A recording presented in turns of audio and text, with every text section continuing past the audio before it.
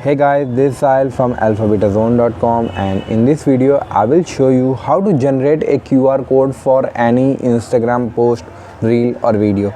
So if you want to generate a QR code for any Instagram post, reel or video, you can do it by using this feature of Instagram.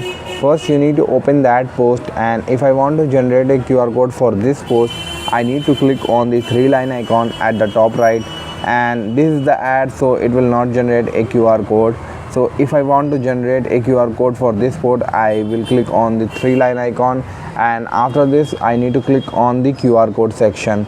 Now you can see that QR code will be generated, and you can customize this QR code according to yourself. And if you want to save this QR code into your gallery in order to share someone, you can click on save QR code, and this QR code will be saved locally on your gallery. So this is the way to generate QR codes on any Instagram post, reel or video. I hope this guide was helpful and you will be able to generate QR code for Instagram. If you like this video, please subscribe to our channel and visit our website alphabetazone.com.